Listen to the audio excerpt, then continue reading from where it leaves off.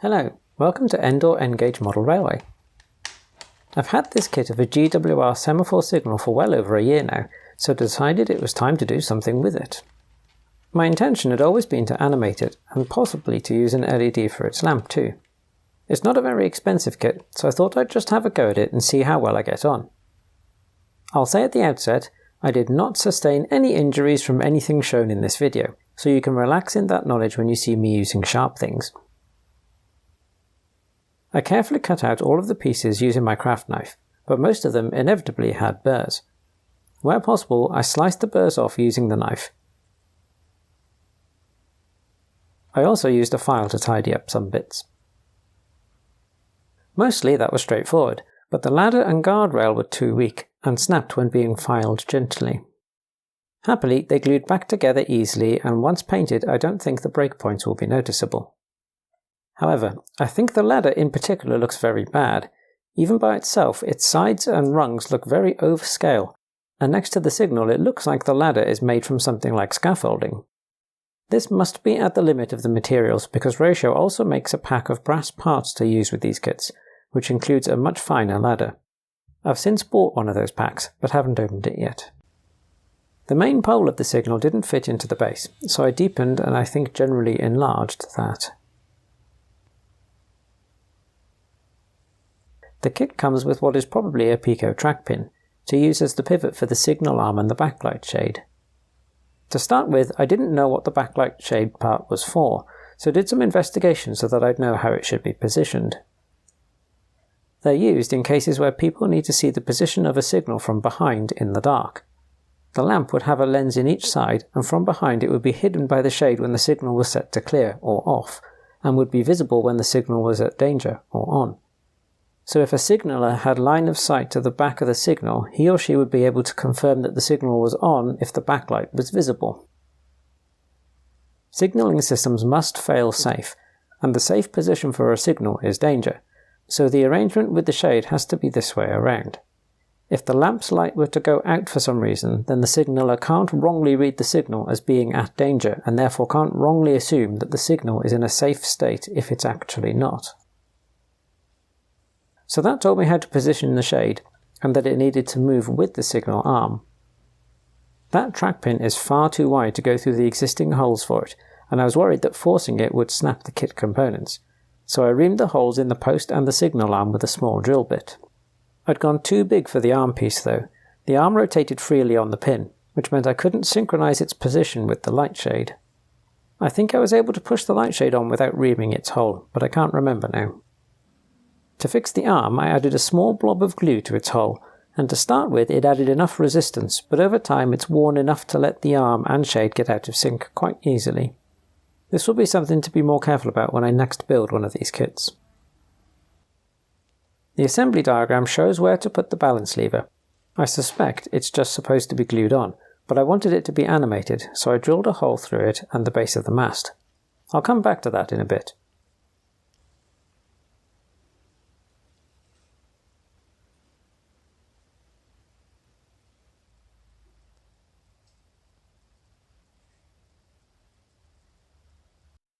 I'd bought 0.5mm metal rods on Amazon to use with the signal. I knew they were very thick in scale terms, but couldn't find any smaller ones at the time. They turned out to be very brittle. As soon as I tried to put a bend in one of them, it just snapped. So, I needed a new plan for that. I found some 0.2mm brass rod, but when that arrived it seemed alarmingly flexible. Fortunately, in short lengths it has enough rigidity to move the signal arm, and it can also be bent at tight angles without snapping. For the lamp part of the model, I tried to drill through the part of it that represents a lens, to make a hole for an LED to shine through, but I couldn't do it. My drill bit kept slipping off and ultimately made a hole in the wrong place, so I'll need to rethink that part.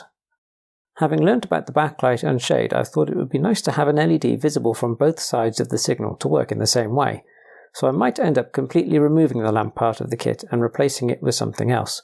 I don't know what yet though. I already had some super tiny LEDs that I'd bought with the T-gauge railway in mind, so set about seeing if I could solder to one of them. First, I confirmed that the LED works.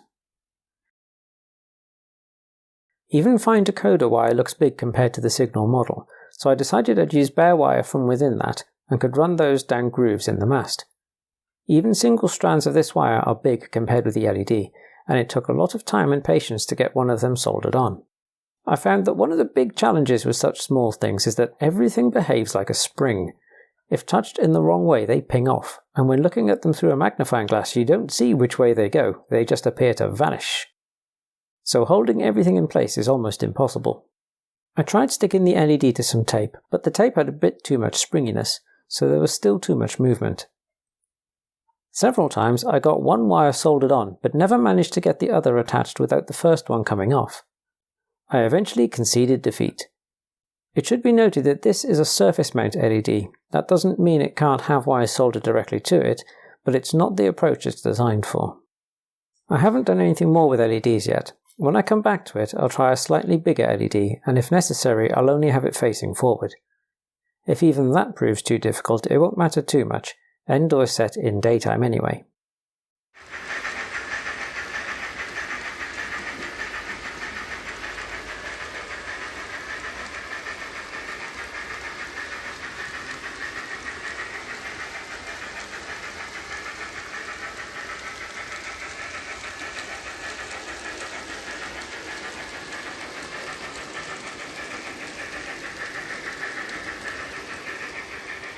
Coming back to the balance lever. Quite a few months ago, when I became curious about how mechanical signal interlocking physically works, I bought this book, 2 Centuries of Railway Signalling. As a mini review here, it's got a lot of information, but it's very much about covering the whole history of signalling. It's got lots of pictures, but is extremely word heavy, so for the most part I find it difficult to understand what it's describing. It could do with lots more diagrams and photos, especially when explaining mechanical systems. However, it does happen to have a good photo and diagram of some GWR balance levers, along with a wordy explanation of how they work. The ones shown here are for 2 interrelated signals, so are more complicated than the single signal model I've got.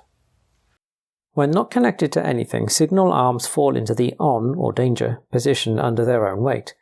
That's a fundamental fail-safe feature. My understanding of balance levers is that when a signaller pulls a signal lever in the signal box, the attached wire pulls this balance lever into a position that moves the signal rod into a position that pushes the signal arm to the off or clear position. When the signaller returns the signal lever in the signal box to the danger position, it releases the tension in the wire, and the weight on the end of the balance lever pulls the lever back into the danger position and takes up the slack in the cable. I want to simulate that, except in my case the signal will actually need to be pushed into the on position because the model isn't balanced like a proper signal.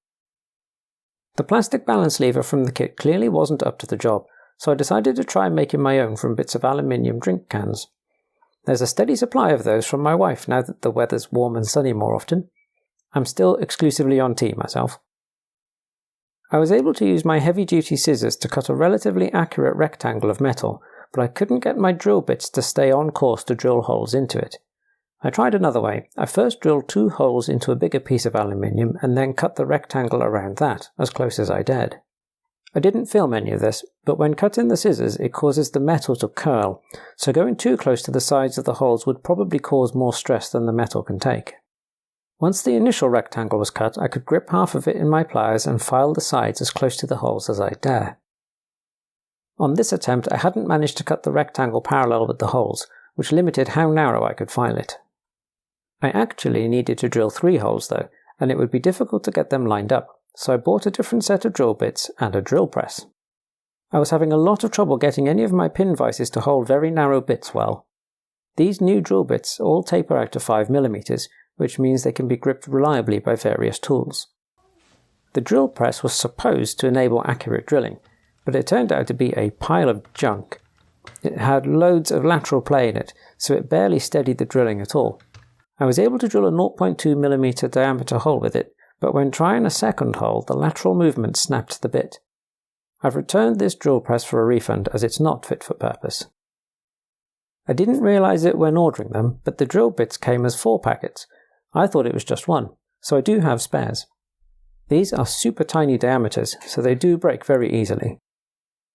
Having the drill bit securely held in my motorised cutter did enable me to get 3 holes drilled in close enough to align to make a reasonable lever.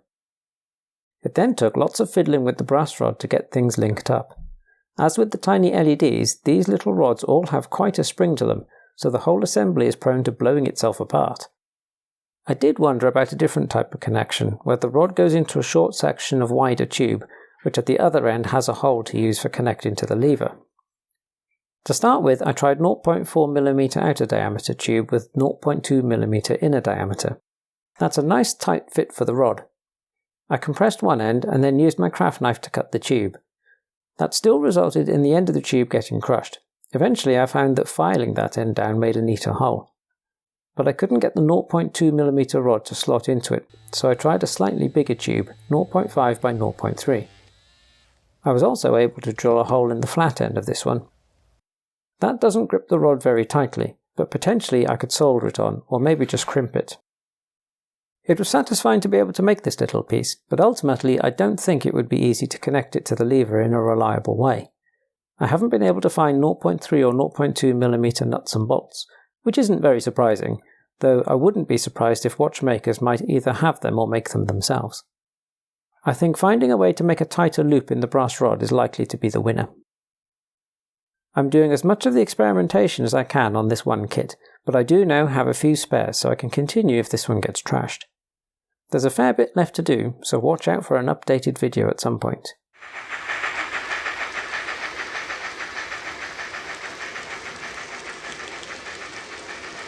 That's all for now.